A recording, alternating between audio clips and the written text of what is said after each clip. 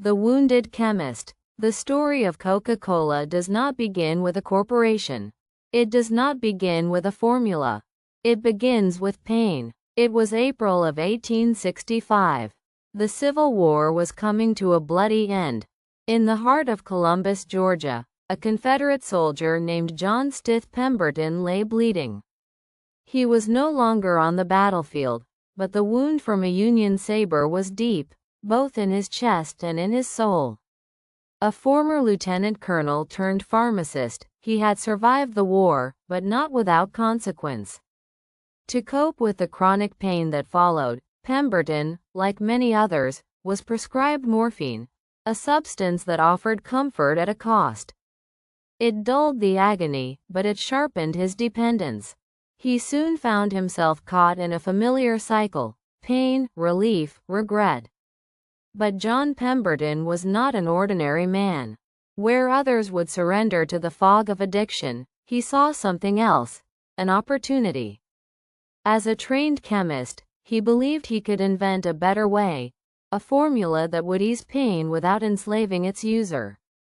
In the years that followed, Pemberton retreated from the warfront into the quiet shadows of his own laboratory. Surrounded by tinctures, leaves, oils, and bubbling glassware, he searched. He wasn't just chasing relief anymore. He was chasing redemption. The first elixir. The late 1800s were the golden age of patent medicine in America. Pharmacy counters overflowed with strange promises: cure-alls for nerves, digestion, energy, and every imaginable ailment. Snake oil salesmen pitched magical tonics, and the public, desperate, hopeful, and largely unregulated, bought them by the bottle. Into this chaos, Pemberton introduced a dark, fragrant syrup. The core ingredients were exotic: coca leaves from South America, traditionally chewed by Andean tribes for energy and clarity; cola nuts from Africa, rich in caffeine and revered for their stimulating effects; damiana, a Mexican shrub believed to have aphrodisiac properties, a proprietary blend of herbs, sugar, and aromatic oils. He called it Pemberton's French wine coca, an invigorating tonic inspired by European formulas. It was marketed as a remedy for mental and physical exhaustion, melancholia, and even addiction itself. It contained alcohol, cocaine, a legal and accepted stimulant at the time, and caffeine. To 19th-century consumers, it was both medicine and miracle. Sales began to grow. Doctors prescribed it. Wealthy ladies sipped it in parlors. Laborers took it to stay awake through double shifts. Pemberton had stumbled upon something powerful, not just chemically, but culturally. But then, fate intervened once more. The ban, the pivot, and the birth of Coca-Cola. In 1885, the city of Atlanta, Pemberton's new home, passed a strict temperance law. The sale of alcohol was banned. Overnight, Pemberton's French wine coca was illegal. For many, this would have been the end of the story. But for Pemberton, it was merely a redirection. He returned to his laboratory and began tinkering again. He needed a non-alcoholic version of his tonic. Something still invigorating, still medicinal, but now compliant with the law. He experimented for weeks, replacing wine with sugar syrup and enhancing the mix of oils, spices, and flavors. He introduced citric acid to give the drink a sharper bite. The cocaine from coca leaves remained, as did the caffeine from cola nuts. The alcohol was gone, but the ambition remained. The result? A strange, dark, fizzy syrup with a bold taste and a kick. Too bitter to drink straight, it needed to be diluted with carbonated water. Pemberton took it to Jacob's Pharmacy, a popular soda fountain in downtown Atlanta, and had it mixed with soda water on the spot. He poured it into a curved glass, handed it to a customer, and waited. The reaction? Surprise. Curiosity. Then, delight. That afternoon, the pharmacy sold 9 glasses, each for 5 cents. The name? It came from Pemberton's bookkeeper, Frank M. Robinson, a marketing genius hiding behind a ledger. He believed the 2 key ingredients, Coca and Cola, should form the brand. He also thought 2 C's would look better in advertisements. He wrote Coca-Cola in Spencerian script, the elegant handwriting of the age. That very script, drawn with a flourish and a vision, became one of the most iconic logos in the world. Pemberton had created something special, but he didn't know how to protect it, or sell it, or even believe in it fully. And time was running out. A dying man's legacy. By 1887, Pemberton was a sick man. The Civil War injury had never fully healed.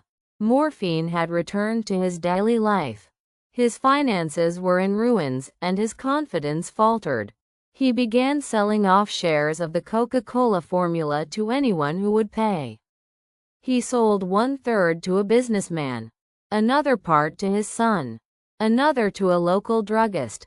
The ownership of Coca-Cola became a puzzle of papers, signatures, and competing interests.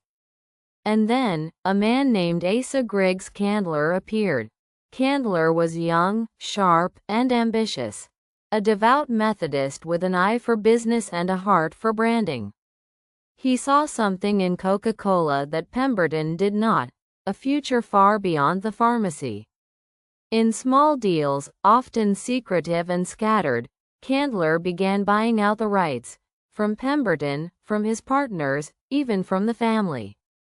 He paid a few $100s here, a few thousand there. By the time Pemberton died in 1888, Candler had maneuvered himself into a position of near total control. John Stith Pemberton died without fanfare. No fortune, no recognition. The man who invented Coca-Cola never lived to see it sold in a bottle. Never saw an ad. Never saw the logo on a wall. Never knew that his creation would become a global icon. But Asa Candler knew. And he was ready to build an empire. Asa Candler and the rise of a brand. When Asa Griggs Candler took control of Coca-Cola, it was still a local curiosity, a sweet, fizzy syrup sold at a handful of soda fountains in Atlanta. But in his eyes, it was something far greater. He didn't just see a refreshing drink.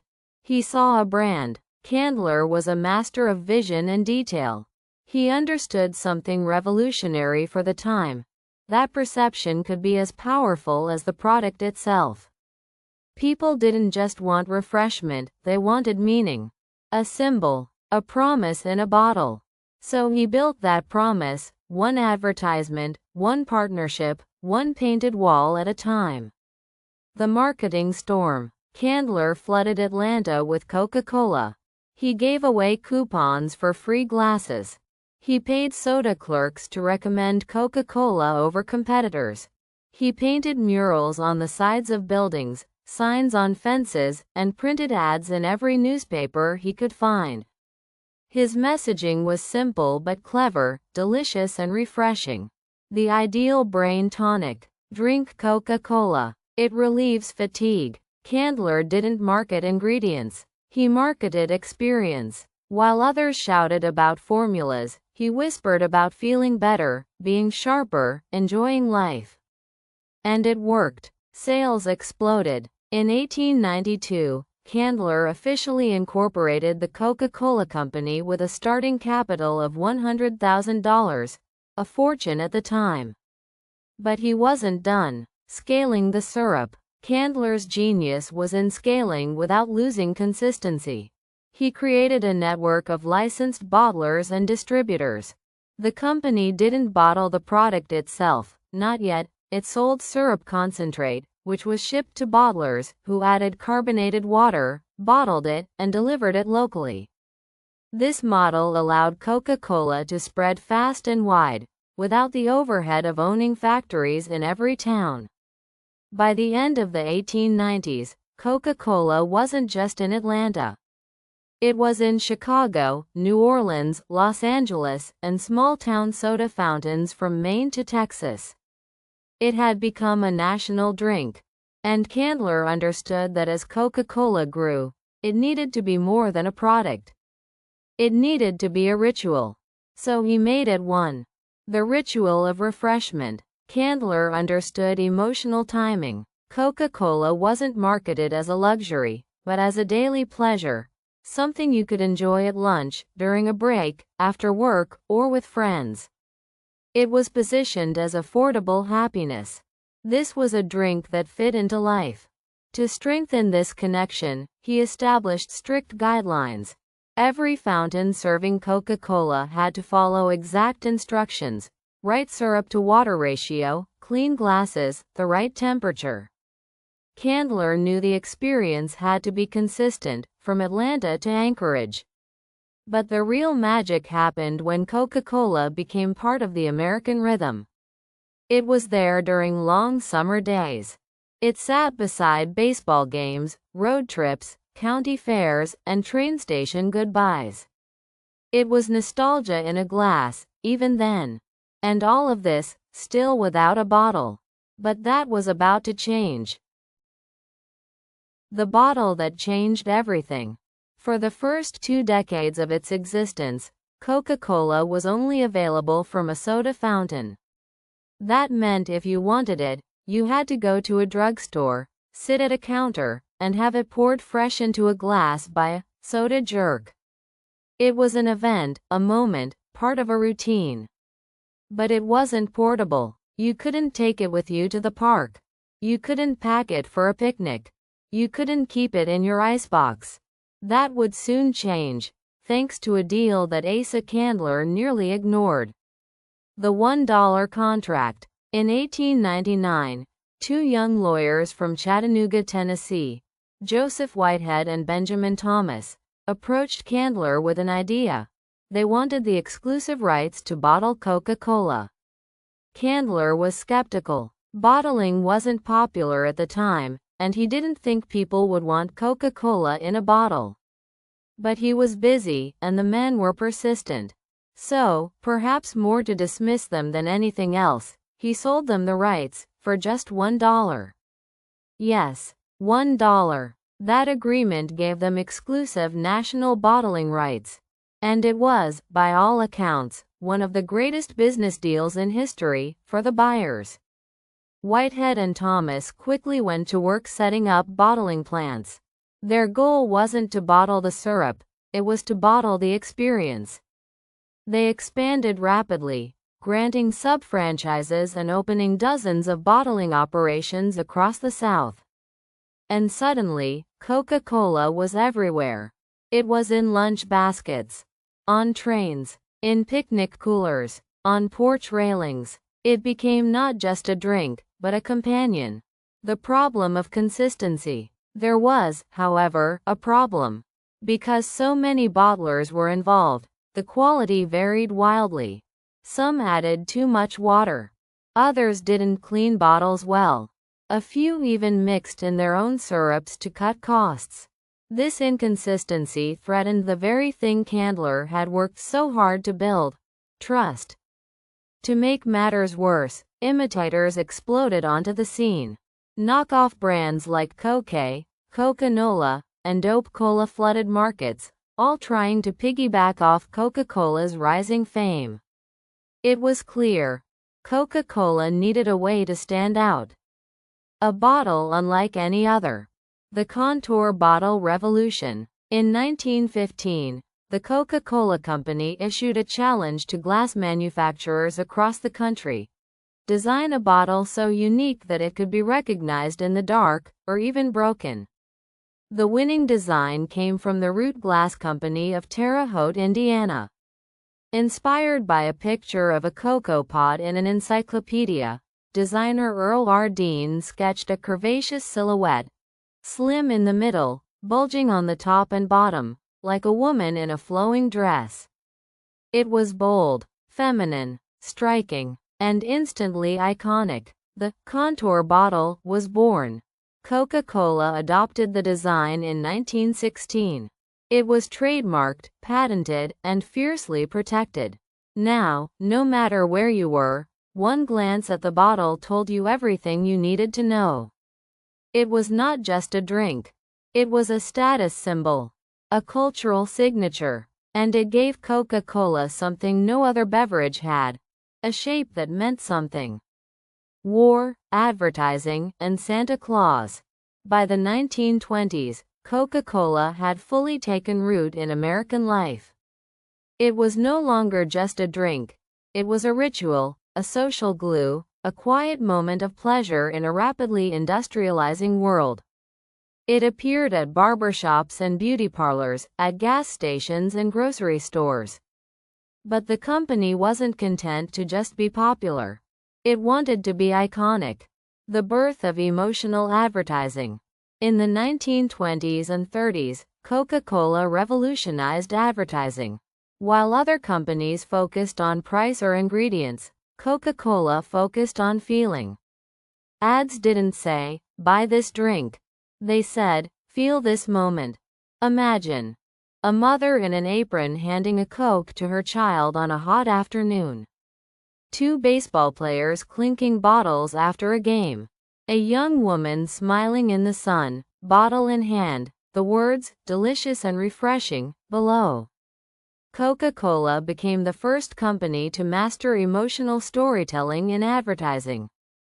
It painted scenes of everyday joy, suggesting that life's small moments became better with a Coke. Santa Claus and Coca-Cola. Then came one of the most powerful brand associations in history.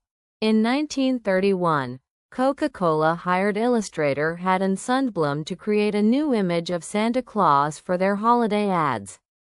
Prior to this, Santa had been depicted in many ways, sometimes tall and thin, sometimes short and elf-like, and in a variety of colors. Sundblom changed that forever. His Santa was jolly, round-bellied, rosy-cheeked, and dressed in Coca-Cola red and white. He laughed. He drank Coke. He handed bottles to children by the fireplace. He was warm and real, like the grandfather everyone wanted. The campaign was a hit, and became the global image of Santa Claus we know today. Some say Coca-Cola invented Santa. That's not exactly true, but they did define his modern look and embed him into global memory. It was a masterstroke in branding. Suddenly, Coca-Cola wasn't just a summer drink. It was a year-round tradition. Surviving the Great Depression. The 1930s were hard. The stock market had crashed.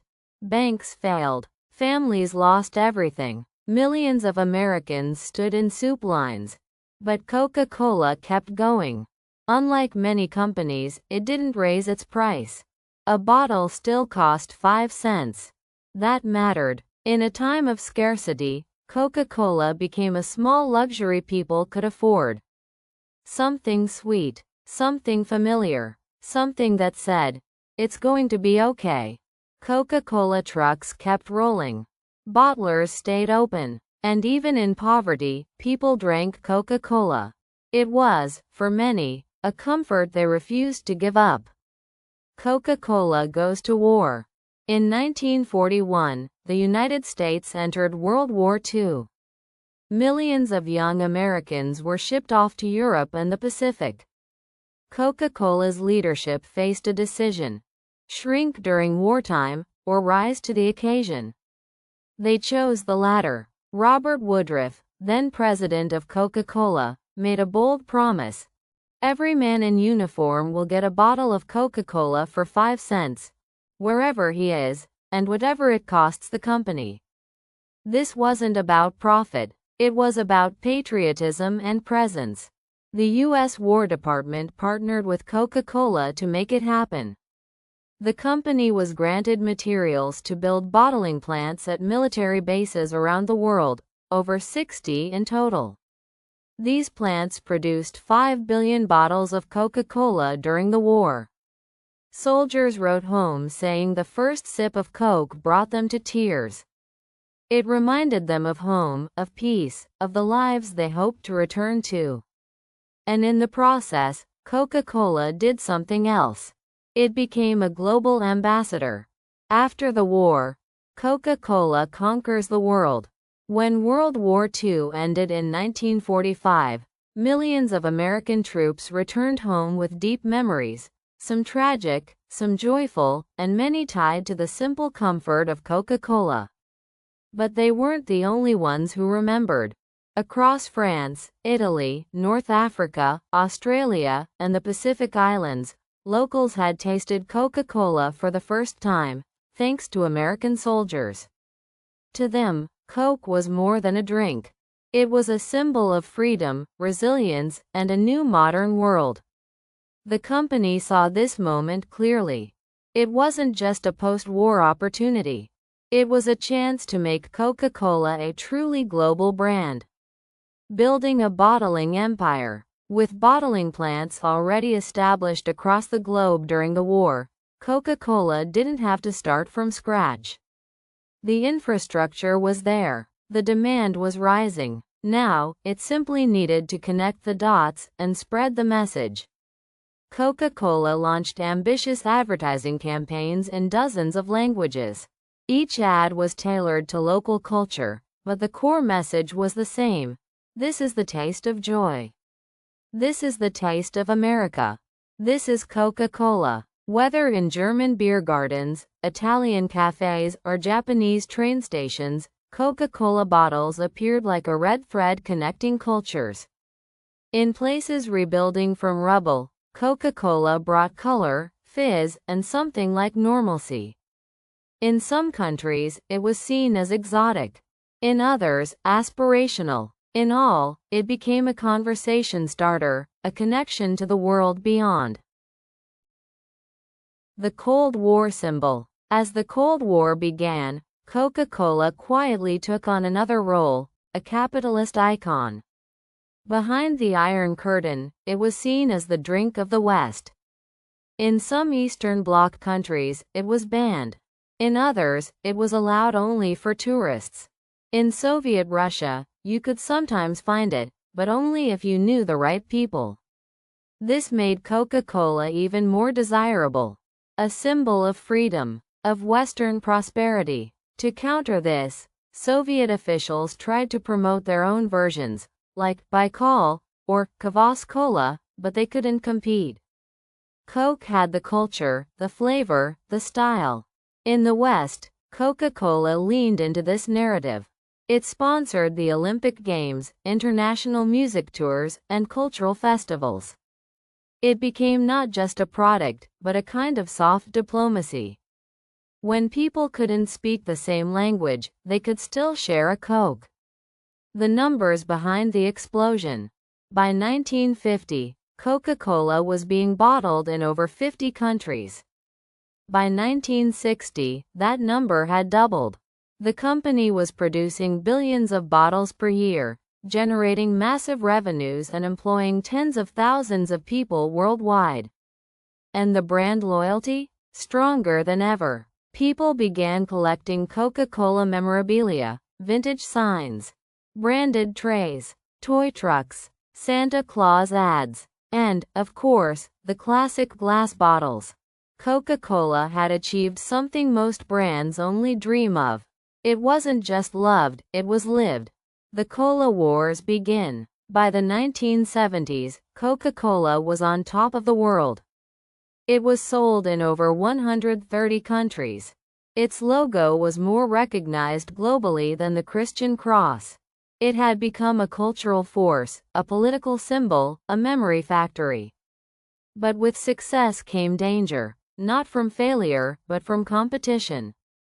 Because Pepsi was rising, the rebirth of a rival. Pepsi-Cola had been around nearly as long as Coca-Cola. Founded in the late 1890s, it had struggled for decades to find footing. Bankruptcy, inconsistent leadership, and war disruptions had kept it in the shadows. But in the 1960s, Pepsi found its identity. While Coca-Cola represented tradition, family, and timelessness, Pepsi positioned itself as young, fresh, and rebellious. It wasn't trying to beat Coke at its own game. It was playing a different game entirely. With bold new marketing campaigns like, the Pepsi generation. Come alive, you're in the Pepsi generation. Choice of a new generation. Pepsi aimed directly at youth. They hired stars like Michael Jackson, later Madonna, Britney Spears, and Beyoncé. They launched Pepsi Challenge taste tests across malls and campuses, where blind comparisons often favored Pepsi's sweeter formula. The war wasn't over ingredients. It was over identity, media battles, and culture clashes. Television became the battlefield of the Cola Wars. While Coca-Cola leaned into nostalgic storytelling, family holidays, and Americana, Pepsi filled screens with pop stars, fast editing, bright colors, and slogans that screamed modernity. Coke was Dad's drink. Pepsi was your drink. The media loved it. Articles, debates, parody sketches, even academic research explored the rivalry. Every new campaign by one brand was countered by the other. It was like political campaigning, but with sugar and bubbles. Coca-Cola still led in global market share. But Pepsi was closing the gap, especially with younger audiences. And then came one of the most infamous moves in marketing history. The new Coke disaster. In 1985, Coca-Cola did something unthinkable. For nearly 100 years, the recipe had been sacred. While it had quietly removed cocaine and reduced caffeine over time, the core flavor remained untouched. But in taste tests, especially with younger consumers, Pepsi was winning. Its sweeter, bolder taste appealed to modern palates. Coca-Cola panicked. After months of research and blind testing, executives made a radical decision. They would replace the original formula. On April 23, 1985, New Coke was launched. It was smoother, less acidic, more like Pepsi. The backlash was instant and brutal. The public revolts. People weren't just disappointed, they were furious. Phone lines were overwhelmed. Letters flooded in. Protest groups formed with names like Old Cola Drinkers of America. Late-night comedians mocked the decision. A few conspiracy theories even emerged, claiming the company had faked it all for publicity. For many Americans, Coca-Cola was personal. It was tied to childhood, to family, to national identity.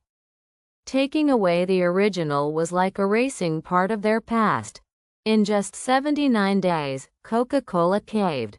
On July 11, 1985, it announced the return of the original formula as Coca-Cola Classic. It was a marketing failure, but a cultural victory. Sales surged, loyalty deepened, and Coca-Cola learned a valuable lesson. People don't just buy flavor. They buy memory. The red giant in the global village. The new Coke fiasco had rattled Coca-Cola. But strangely, it didn't weaken the brand. It strengthened it. People had spoken. Not just with outrage, but with passion. They wanted their Coke, and the company listened. From the ashes of that controversy, Coca-Cola emerged bolder than ever. The world is watching. By the late 1980s and early 1990s, the world was changing rapidly. The Berlin Wall fell. The Soviet Union collapsed. Global markets opened. Satellite TV and the internet began to connect cultures at lightning speed. And Coca-Cola was ready. The company moved quickly into former Eastern Bloc countries, becoming one of the first Western brands seen in post-communist Europe. When Russians toasted to freedom in Red Square, many were holding bottles of Coca-Cola. In China, after decades of isolation, Coca-Cola re-entered the market and quickly became a symbol of modernization and aspiration. In India, it returned after years of political bans. In Africa and the Middle East, it expanded operations in both cities and remote regions. With each new territory, Coca-Cola didn't just bring a product, It brought an idea. You're part of the world now. Welcome to the family. Storytelling for a global audience. Coca-Cola's advertising also evolved. The company realized it couldn't just sell the same message everywhere. Cultures were different. Tastes, languages, values, unique. So Coca-Cola developed a strategy called global branding with local flavor. It used the same core identity, red, white, contour bottle, happiness, but tailored campaigns to fit. In Japan, minimalist, sleek design, vending machines, manga-style ads. In Latin America, family-focused, vibrant visuals, football culture. In Europe, storytelling rooted in tradition, nostalgia, and seasonal emotions. But no matter the country, the feeling remained the same. Coca-Cola was a connection. It didn't matter who you were or where you lived. When you opened a bottle, you were taking part in something global. Sponsoring the planet. To further root itself in international culture, Coca-Cola became one of the world's biggest sponsors. The Olympic Games, FIFA World Cup, NBA and Major League Baseball, music festivals, tours, and cultural events. These weren't just marketing opportunities, they were emotion factories. People watched their countries win medals, their teams score goals, their favorite artists perform, all with Coca-Cola nearby. This strategy made Coca-Cola more than a brand. It made it a soundtrack to life's biggest moments. The power of ritual. By the 2000s, Coca-Cola had become a daily ritual for billions of people. Morning commutes, afternoon lunches, birthday parties, road trips, study sessions, breakups, reunions. There was no occasion too big or too small for Coca-Cola. It was reliable, refreshing, and emotionally loaded. Even the act of opening the bottle, the pop of the cap, the hiss of carbonation, was a sensory trigger. People didn't just drink Coke. They experienced it, and the company knew this. That's why it focused so heavily on packaging, sound, color, and memory. It understood that to be more than a drink, it had to live in the heart. Health, backlash, and reinvention. For over a century, Coca-Cola had been loved, celebrated, trusted, but the 21st century brought something the brand hadn't faced before at this scale: criticism. The sugar problem. As public health awareness grew, scientists and doctors began to take a hard look at sugar, and Coca-Cola was at the center of the conversation. One 12-ounce can of Coca-Cola contains 39 grams of sugar. That's about 10 teaspoons. While this wasn't news, the conversation around it was changing. People weren't just counting calories anymore, they were linking sugar to obesity, type 2 diabetes, heart disease, liver problems, addiction-like behavior. Governments took action. Soda taxes were introduced in Mexico, the UK, and cities across the US. Schools banned sugary drinks. Doctors advised patients to quit soft drinks entirely. For the first time, Coca-Cola wasn't seen as innocent. It was being painted as part of the problem. Public backlash. Suddenly, being a Coca-Cola drinker didn't carry the same warmth in every conversation. Activists accused the company of marketing to children, promoting unhealthy lifestyles, contributing to the global obesity epidemic, hiding or funding misleading science. The criticism spread through documentaries, social media, and op-eds. Even celebrities who once held Coke bottles in ads were now sipping smoothies and promoting detoxes. Coca-Cola had spent decades building an emotional connection. Now, it had to rebuild trust. The reinvention machine. Coca-Cola responded not with panic, but with evolution. Here's how it adapted. 1.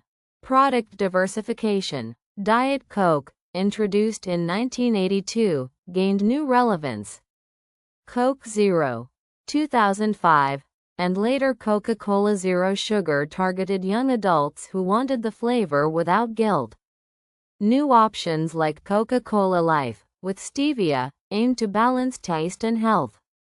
The company began acquiring and developing non-soda drinks, bottled waters, Dasani, Smart Water, Teas, Honest Tea, Juices, Minute Maid, Simply, plant-based options, AIDS, Innocent, coffees and energy drinks. Coca-Cola was no longer just a soda company. It became a beverage company. 2. Smaller packaging. To address portion control concerns, Coca-Cola introduced mini cans, 8 ounces bottles, and smaller serving sizes. These were marketed as a treat instead of a daily habit. It wasn't just about less sugar. It was about changing how people felt about their choice. 3. Transparency and marketing shift. Clearer nutrition labels. New ad campaigns that didn't deny the sugar, but instead promoted balance, exercise, and moderation. Taglines like, "Taste the feeling," replaced older emotion-heavy language with more nuanced messaging. The tone became more responsible, aware, and human.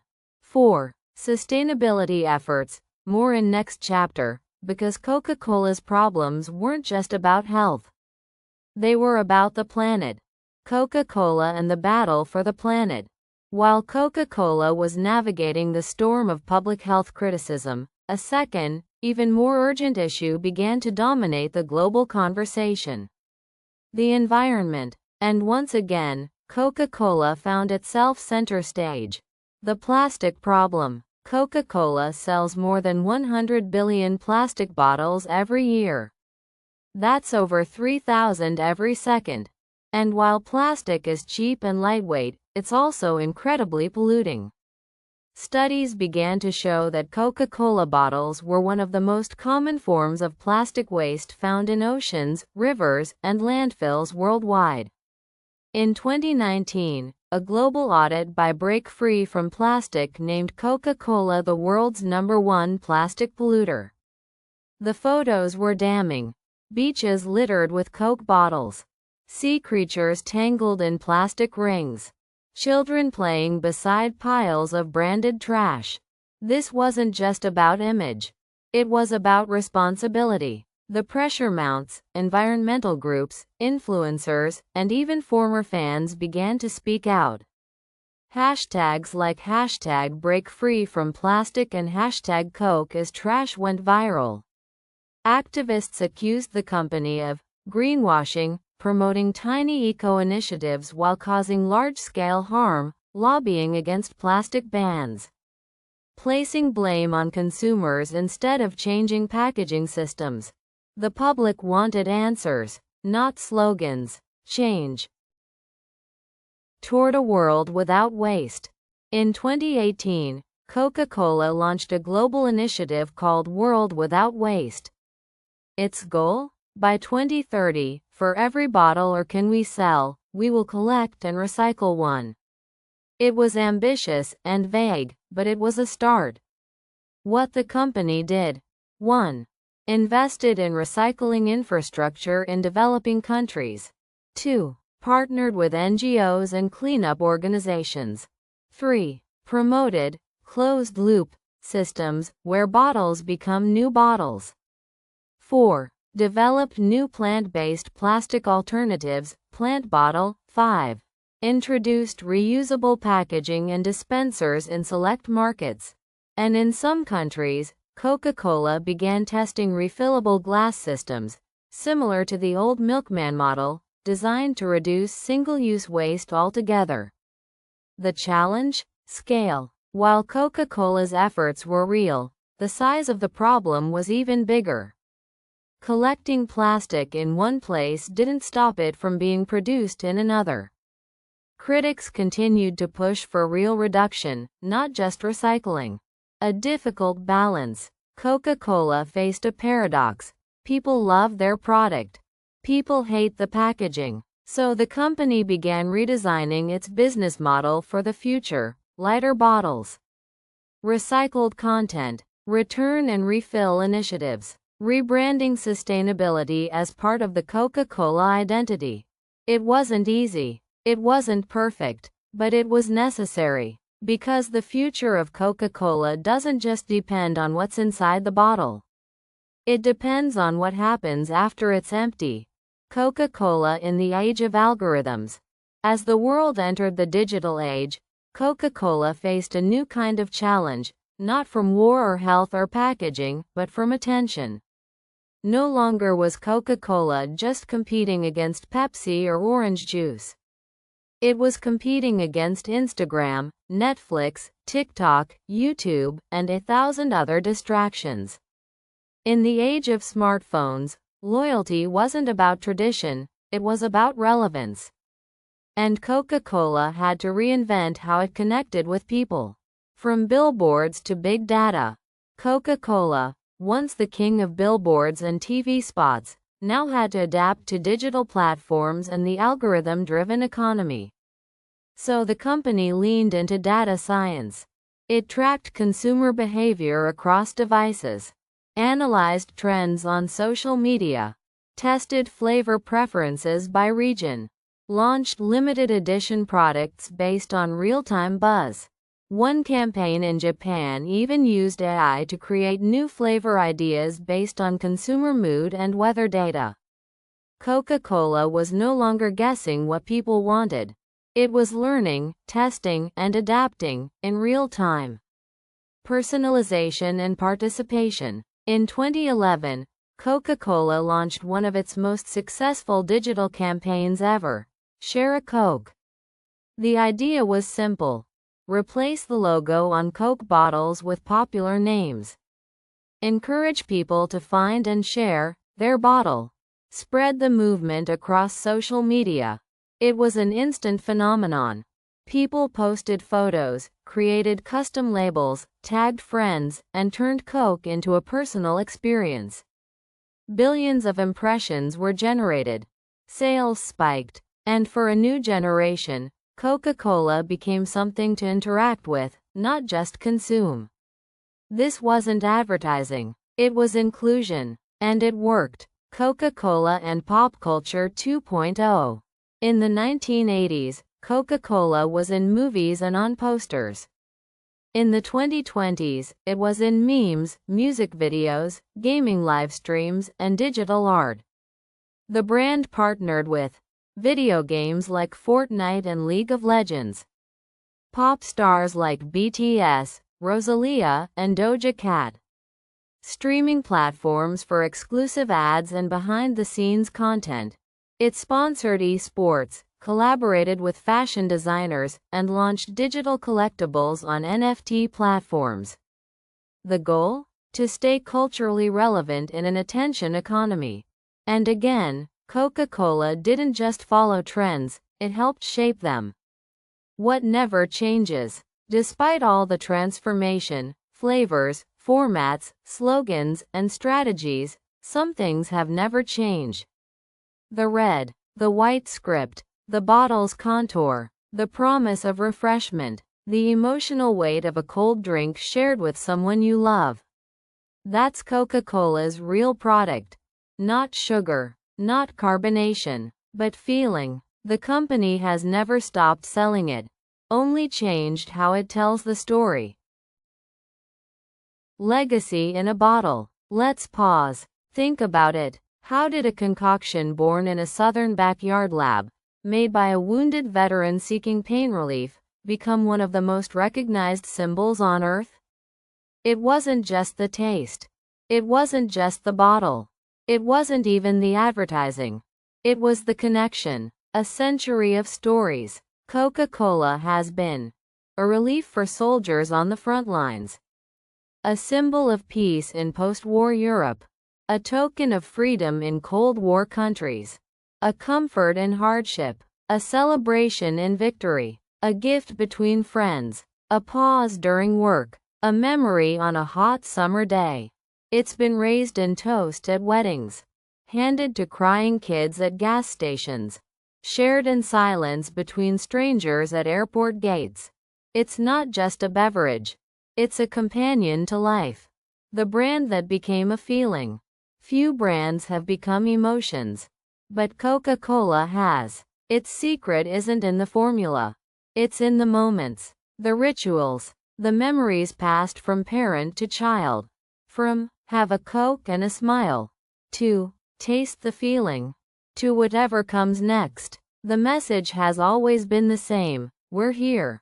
With you. In joy. In sorrow. In ordinary magic. Still refreshing the world. Today, Coca-Cola operates in over 200 countries. It adapts. It innovates. It responds. But its core? It stays the same. It's the fizz of a moment. The cool of the first sip. The red that catches your eye in a sea of gray.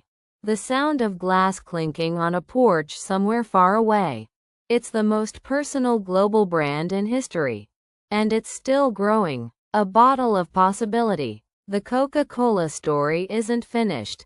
Because every time someone opens a Coke, anywhere, anytime, the story begins again. In a crowded city bus. At a graduation party. On a long road trip. During a heartbreak. At the end of a long shift. Or the beginning of a lifelong friendship. One bottle. One moment. One connection. That's the legacy. Not what's inside the bottle, but what happens around it. Like this story? Then don't forget to follow and subscribe for more powerful stories just like this one. Every week, we bring you inspiring lessons, real-life success stories, and English listening practice to keep you learning and growing. This is Learn Smarter, where motivation meets language. Subscribe now and start building your own legacy, one step at a time.